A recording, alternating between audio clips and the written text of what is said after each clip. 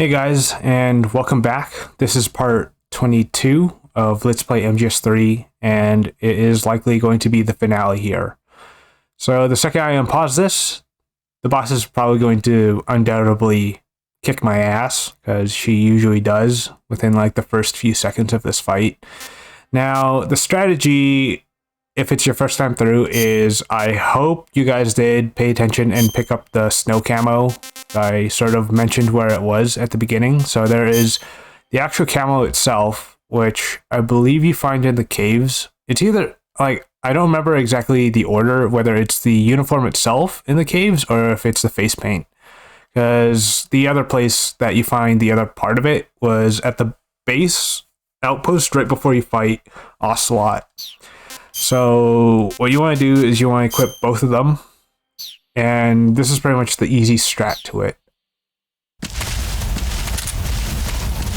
Roll away, roll away. Ooh, look at you. Okay. You better run. Okay. So yeah, just keep moving. Ow. Is she still on me? Oh. Yeah, she's still on me. Get ready. Oh. No way. No. Jeez. God. Hey, thank you. Yeah, she's pretty acrobatic, surprisingly.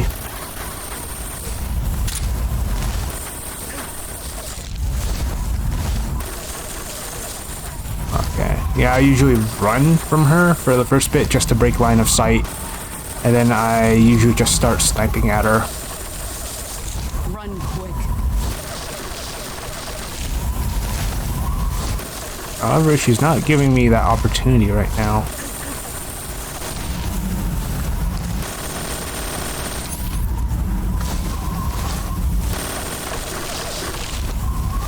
Now will she stop? Oh yeah, another little tip that I have is if you're in the grass, you can actually strafe when you're crawling if you just press left or right on the D-pad. And there we go, finally. So the trick here that I actually remembered learning from Video Game Senpai is you want to have your camo index high, and then you want to use thermal goggles and the SVD sniper rifle. So from here, hook up your head, take a look around, and try to pinpoint where she is using the thermal goggles and your hearing if you have very good headphones. There she is. See? You can see her from here, right? She'll slowly converge on you. And rinse, repeat. So there's that strategy. That is sort of like the easy strategy to kind of beating her. Granted, you might want to be a little quick about it, because, like, so we have a 10-minute time limit here. So that's that strategy. But since I have stealth camo, all this stuff, I want to play around and fight her with a little more honor. Come on. Okay, there it is.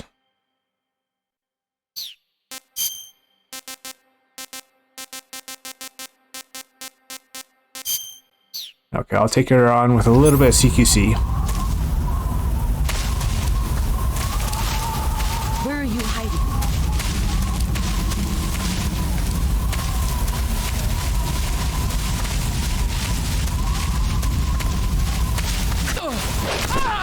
Excellent, Jack.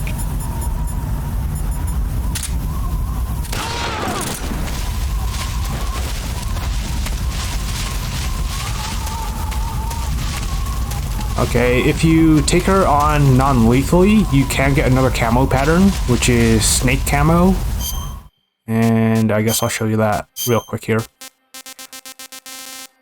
And what does it do? It's supposed to give you the highest value of camo index within any environment. However, it still doesn't give you as high of a result in comparison to proper combinations with, like, for example, what is it, leaf and woodland face paint and grass, because that still nets you 90 90 to 95, if I remember correctly, in terms of camo index, but the snake camo can only get you up to like 80 or something like that, if I recall. So that's why I don't really use it. It's not that amazing. But if you're trying to collect the camo, then yeah. And there are also 3 unique snake types in this area. And they're all found by the logs. And each of the snakes are all named after the clones of Big Boss here. So Liquid, Solid, and Solidus.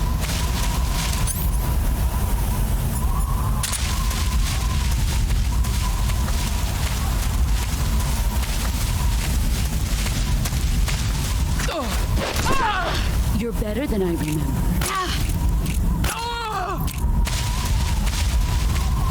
You know what? I'm going to take it on non-lethally because at heart, we all know we don't want to kill the boss, but the unfortunate reality and truth is we have to.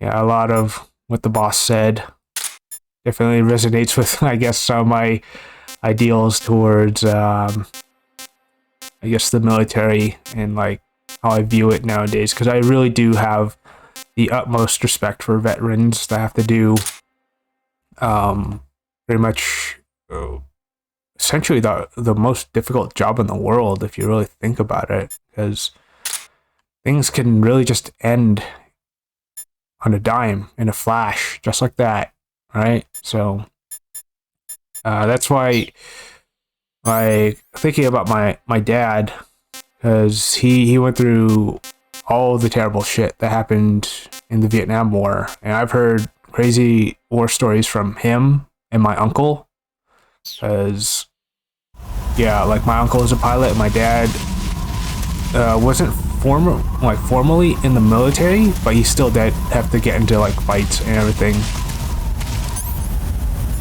And yeah, pretty much, like, my dad's side of the family is just all military, because my grandfather was, like, military police or something akin to that before the Vietnam War. And it's, yeah, like, it puts a lot of, like, what you sort of take for granted here, like, within North America, living pretty much, like, really comfortable lives. And for any of you people who have, like, parents that are, like, refugees, and you hear stories about, like, what happened, yeah, it's really sad and hard to hear sometimes. But it's something that I believe that younger generations of, like, that, oh, shit balls. Oh, damn.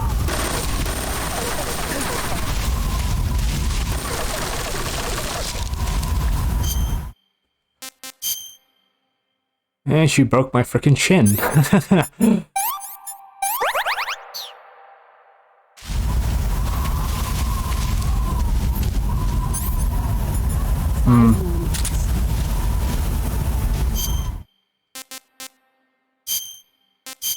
Okay, I CQC'd her enough times. Hopefully that is enough to do her proud.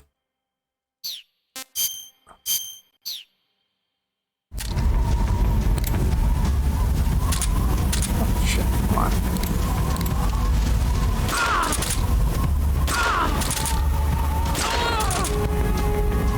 Wow, that actually turned out pretty well with the canceling.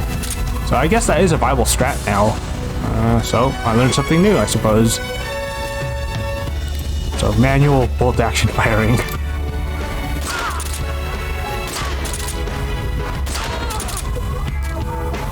Okay, CQC her one last time.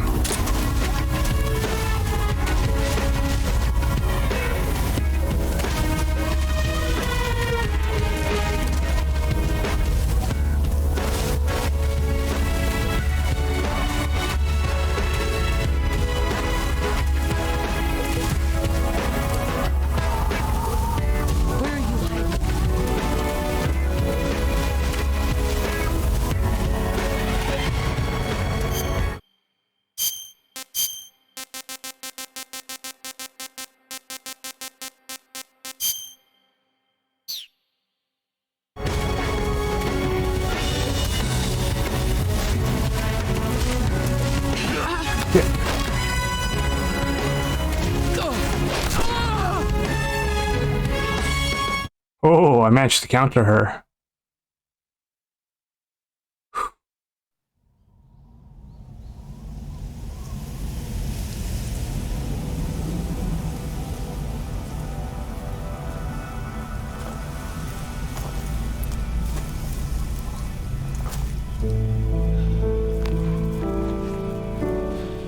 Take this. Keep it safe.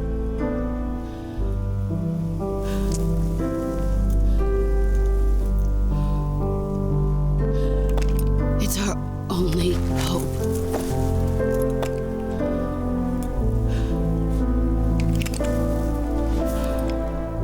A patriot? Why are you giving me this? Jack. Or should I say, Snake? You're a wonderful man. Kill me. Kill me now. Do it.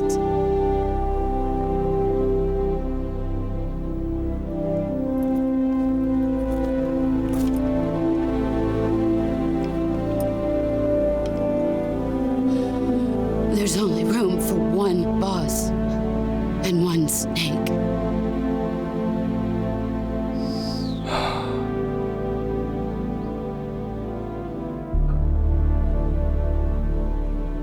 Sorry, boss. And thanks for everything.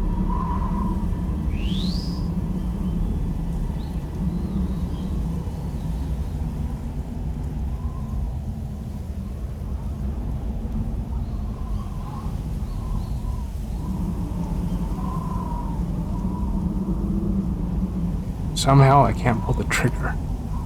Like the game's actually not letting me pull the trigger. Okay, there we go.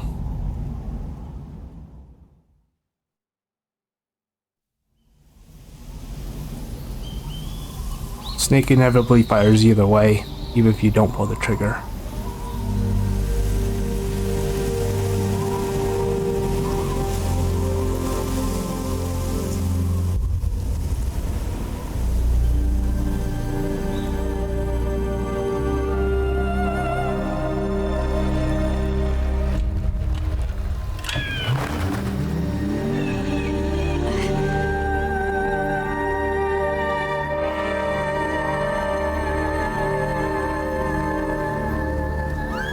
Yeah, essentially the ideals I have towards like military is I do have utmost respect about Mike.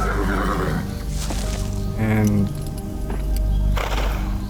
for the most part, I just feel bad for the decisions that like politicians and the government has to make ends up affecting pretty much soldiers and having them to go and do like I guess essentially terrible things across like the world and everything. I mean, it's never so like simple, cut and dry, and like good or bad. It's just, I suppose, chalked up to human nature. So to talk about what the boss said, yeah, there's no such thing as an absolute enemy. However, it's more so the ideals that are sort of potentially the problem. And sort of like how those ideals sort of like shape and cause people to do like either great or terrible things. And ideals aren't something that you can destroy, right?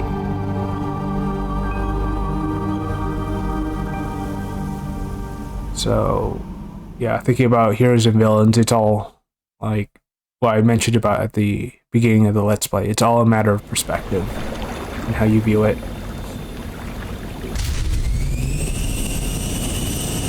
Ready to go, Snake? There's even Big Boss here. He is viewed as both hero and villain over the times throughout the later games. Are you okay? Snake? Yeah.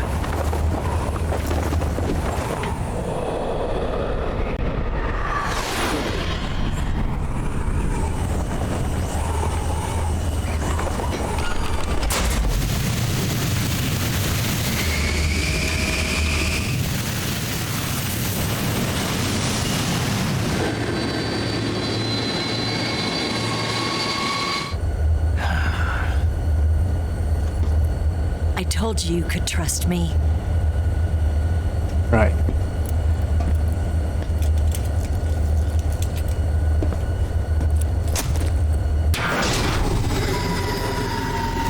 Ah, great. What now?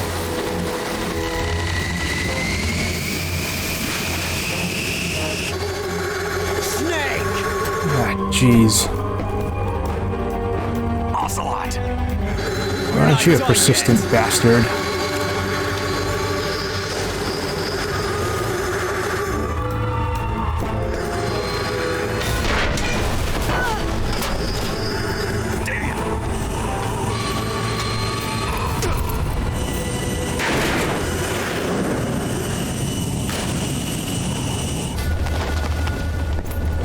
So knowing that he's the child of the boss, it's almost like Snake and him are kind of like brothers if you kind of think about it. So throughout the whole entire game, I guess our relation has almost been like a sibling rivalry. Okay. Yep. In my opinion, Snake, don't forget to use your elbows. Those are real deadly in close quarters combat, especially if you're wrestling with people. In fact, that's how I use elbows to try to counteract if I'm like wrestling with like my friends. So it's a viable strat. However, of course, I don't like elbow really hard for like safety reasons, but I usually give them a nudge just to notify that, hey, I could potentially break your ribs or your collarbone in this grip. Snake, try to remember some of the basics of CQC. Okay, here we go.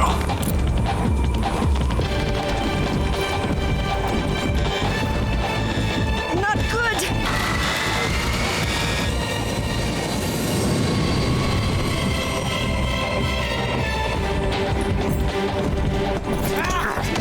Good shoulder lock. Yeah, that's how you can counter with a shoulder lock, but you gotta be careful. Like if you're defending against that elbow, yeah, you just gotta keep your arm up. Just always be wary of it. Nice cartwheel.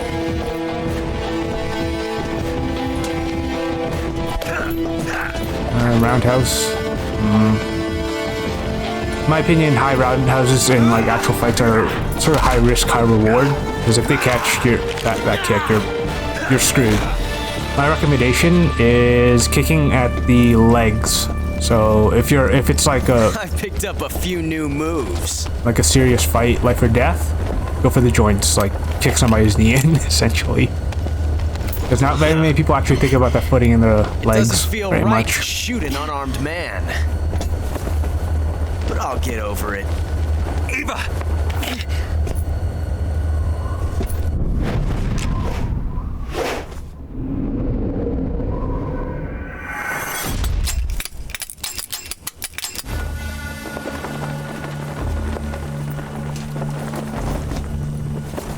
Snake, did you seriously give Eva an empty revolver?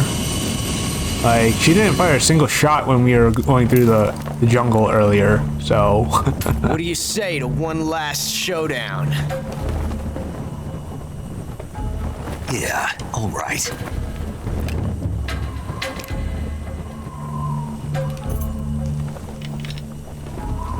Oh. As a reminder, that's the 9mm round for the Makarov that Ocelot was using at the beginning of the game, which explains the tape around the bullet so that it can fit inside the revolver. Although I don't know how well it would actually shoot because of the rifling in the barrel wouldn't be consistent with the actual caliber of the bullet. Okay, so we have to guess which revolver has the bullet in it. And I'll say it right now, it's the left one. So this next part can end completely differently. There are 3 different scenarios. You can either pick the wrong gun, Ocelot fires it, it's a blank, you're not dead. He lets you keep the revolver, which is how I have the revolver throughout the game. No, not that name. You're not a snake, and And I'm not an ocelot. We're men with names. My name is Adamska. What's yours? John. Very well, John. Plain name. But I won't forget it. Yeah, so the other way it can end is... Come on! Now that I think of it, 4 different ways. So you either pick the gun with the bullet on the left here. If you don't aim at Ocelot, you just fire it, it's a real round and it punches through the hull behind Ocelot. If you aim at him, it's a blank, it doesn't hurt him. And the last is you don't pull the trigger at all, and if he has the empty one, he'll just keep trying to pull it, and it'll eventually be like, why'd you pull the trigger? So those are the 4 different alternate cutscenes for this part.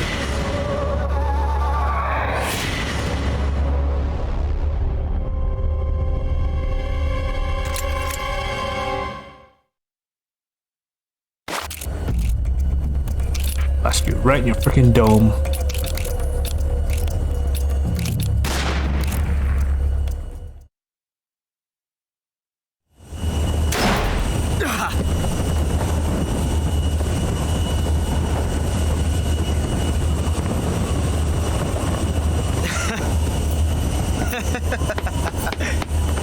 It's a blank.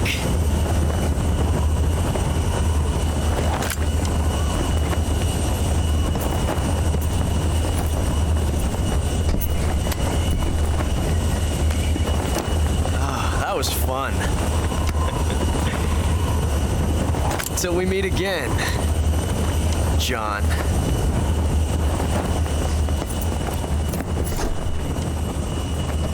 So there's actually a little bit of, I suppose, fan theory behind that being a blank, because as you guys will... Okay, maybe I'll talk about this after the credits, since I don't quite want to spoil it, even though majority of people already know.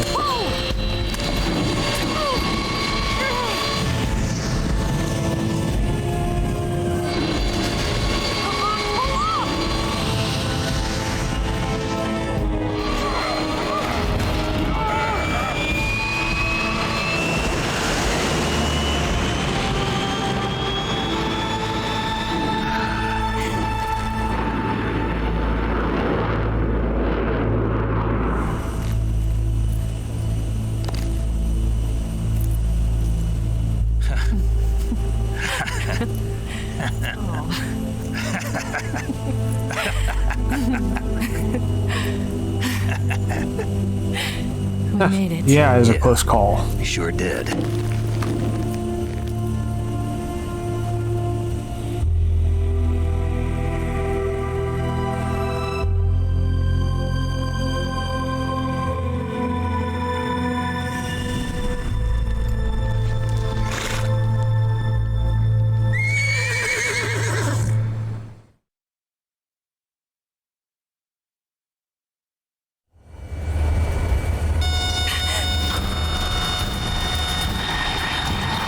Oh no, Migs!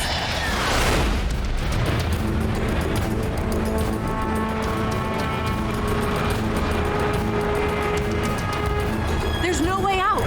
What are we gonna do? We've come too far to let them stop us now. Those things have got to be armed. It's no use. There's no way we can outmaneuver them. Yeah, definitely not outmaneuvering them, They're gonna especially with shoot a us busted down. engine. We were so close. Weapon systems on. Locked on target. I got towed. You were great, Eva. Huh? Thanks.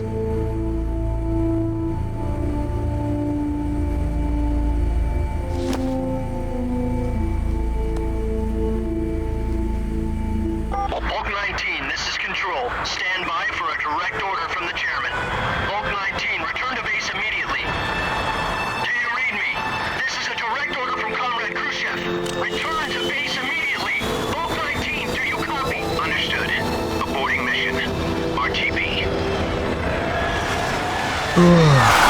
Wow, that's a close one. The MiGs are turning back! Woo!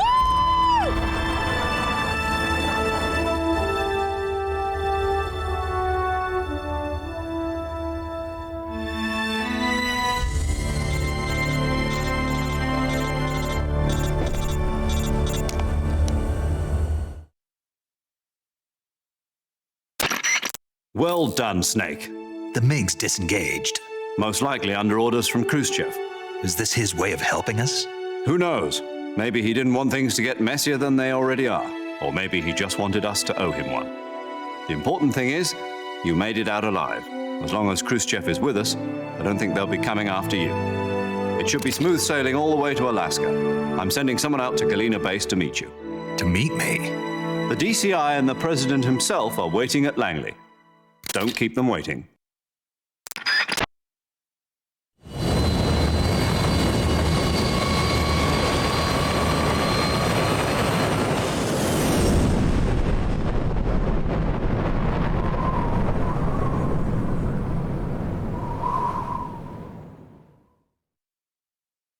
Okay. Yeah, I'm actually gonna cut this part here, and then I'll quickly upload the next part, the actual finale and the epilogue, essentially. So I'll catch you guys all in a few seconds here.